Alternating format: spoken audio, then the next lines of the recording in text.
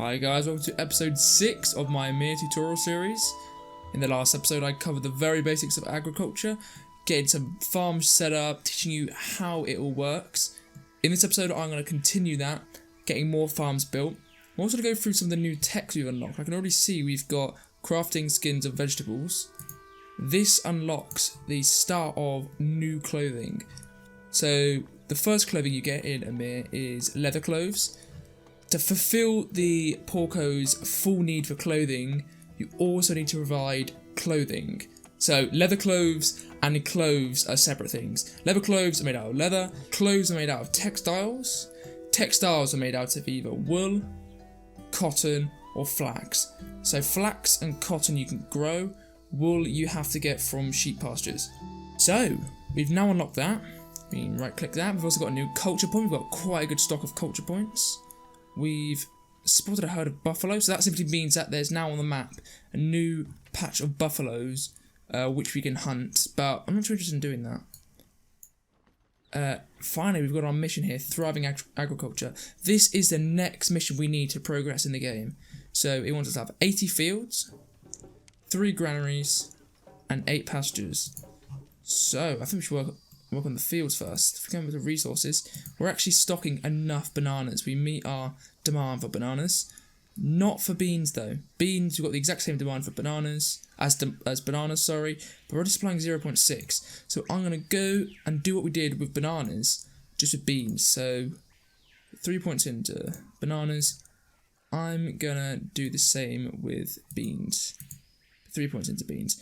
If you're in a multiplayer game, I'd say this is probably where you don't want to do this. It's up to you. It's however your style of play. But for me, my main food type, so the vegetable that I want to prioritize, usually one that also creates consumer goods. So apples, for example, can be eaten as a food, and they also can then be made into cider. So they're a very, very good food stuff to prioritize.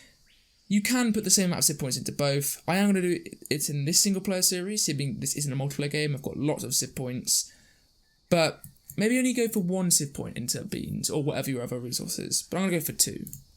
Okay, so I've got the civ point in beans. Now I can actually start making beans, but first I need to up the stock. There we go. I've now got 25 of maintained stock in beans, and we can see this is going up 0.2 per tick.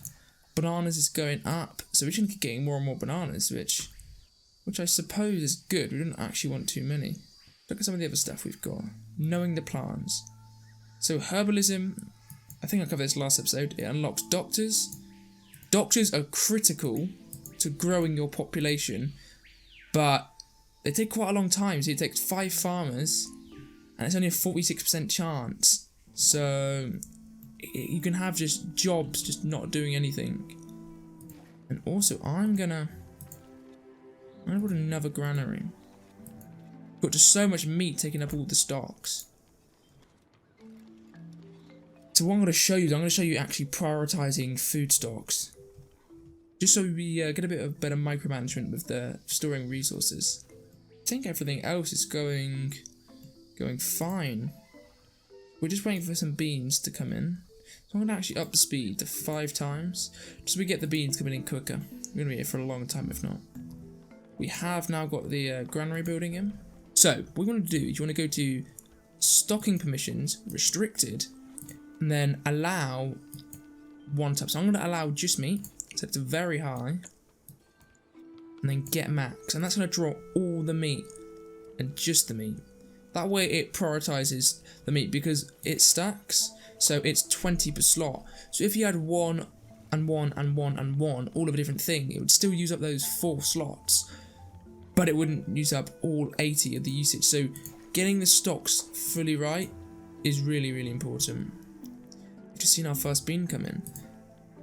Actually, are we not supplying the most? What's going on? We were just hitting that supply. Oh yeah, we've just had the farmers. Yeah, that's why, my bad.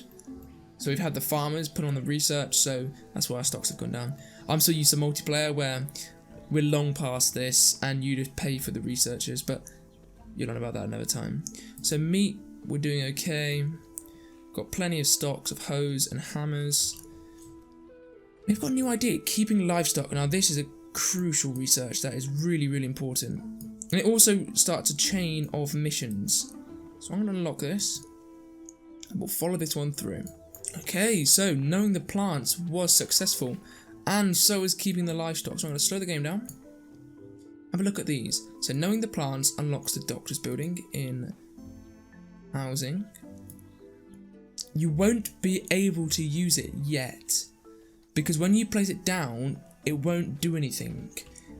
That is because, just like with the farming, you have to get civ points, culture, skills, and you'll have to unlock doctoring. It hasn't appeared here because I haven't placed down the doctoring building, but you actually have to unlock doctoring. Doctoring's amazing. It gives you +8 health. So if you look at these houses, they give you +6. So the doctoring gives you +8, and it's an absolutely huge boost to your population. But I don't recommend it this early in the game, because if you grow too quickly, the conflict is going to keep rising and rising and rising, and you'll have a rebellion and you'll lose. And if you don't lose, it will set you back a long, long time. So don't get the doctoring up just yet. You can maybe get some buildings placed down, put them on low priority, but don't actually invest a civ point into it yet. The other skill, the idea we've got, is keeping livestock. This unlocks the new paddock. So this lets us store animals. So I'm going to build the paddock with our granaries over here. This is where we're going to be building our fort. So I want to have it inside the fort. I'm going to build it here. So now we need our army again, because to get animals in the paddock, we need to capture some. And we can see we've also got 2 missions. Gathering emergency livestock, we need to have 3 paddocks and 8 animals. So I need to get some more wood actually. I'm actually using up wood, oh gosh. Almost hit the equilibrium point of balance of jobs and employed. And we are actually growing too, so we're doing good. I'm going to get a woodcutter. And I'm going to get the woodcutter over here. And I'm going to set the permissions to high. Got the woodcutter down. Where can we pull some jobs from? Yeah, we're getting loads of clay in. So I'm going to move that to regular, and I'm actually just going to unemploy some people. There we go. And then put 2 in here.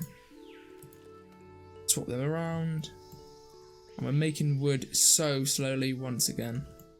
So the paddocks can fit 8 animals in there, and it's 2 per slot. So it means you could have 2 cows, 2 sheep, 2 deer, and 2 horses, or just all cows, or whatever, but it's just per slot. That's how all the storage works in this game. We're going to go to the world map, and we're going to take our army. We need to actually... Ooh, this army isn't strong enough to fight. So I'm going to actually delete this army, and I'm going to replace it with Javelineers. Javelineers are way better at warriors when it comes to hunting. They really, really are. One thing that people struggle with, new players, is they use their warrior armies to attack animals, and the warrior armies actually get destroyed. Make sure you've got a decent enough force to hunt animals, hunt or capture animals.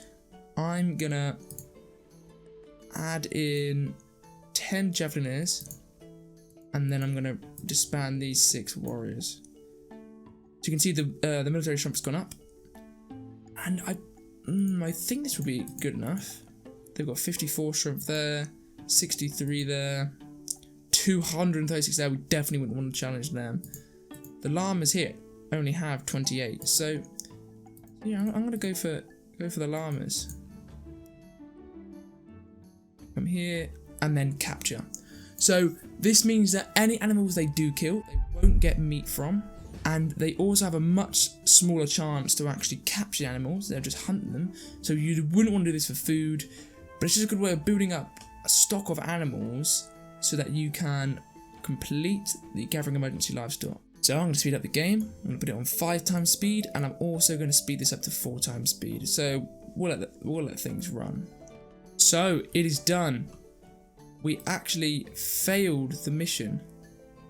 We didn't lose any men, so that's good, but we didn't actually manage to capture any of them. So what's happened is our Javelineers have just run back, but that's okay. Usually, if you lose, you actually lose a lot of the men. So not losing any, I'm not too worried about that. Forgotten pot.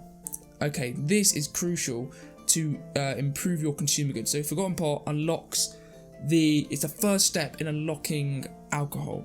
So alcohols you can produce, is cider, rum, wine, beer.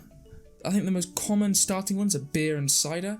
I've only ever produced cider because I usually spawn in Nordic with lots of apples. But if you spawn in a different part of the world, maybe spawn in the continental part, so the temperate, you may have lots of barley or wheat to make beer. And if you spawn in other areas, you may have lots of grapes to make wine, or sugarcane to make rum. So it really depends on what your starting resources are. We don't have any of them. Well, we are. So I don't know what alcohol we're going to make, but I still want to get it. We had a little event there, got 15 hammers.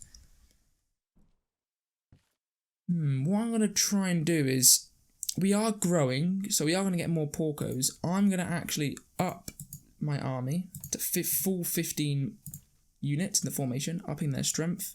And I'm going to try and capture some more llamas again. One thing about capturing is, as you can see here, the llamas have 8 units. Every single time you capture them, they don't spawn back in. So you can actually deplete the sources on the map. And also, the smaller the unit, the much harder it is to capture llamas. And that may sound simple, but even though we're attacking 8, it will probably be likely we'll only capture maybe 2 to 4 in one go. So it can be quite difficult. Anyway, let's try again. Capture. So on the Forgotten pots, come here, you need pots. How many have you got? We've got 41 spare. So I am going to actually start researching that. 25 pots. And it's 5 farmers again though. You can see our beans are coming up now. 5 beans. So actually, I'm going to invest them into some farms. We did have some farm buildings with unused spots. So I'm going to invest them so we can actually gain beans faster. So let's find them. I think it was this one. Maybe not. These ones were full. You can see that the -1 here is saying that they're actually doing research, so it lowers their productivity. So if we come here to knowledges, yeah, they're doing 5 farmers are doing the research.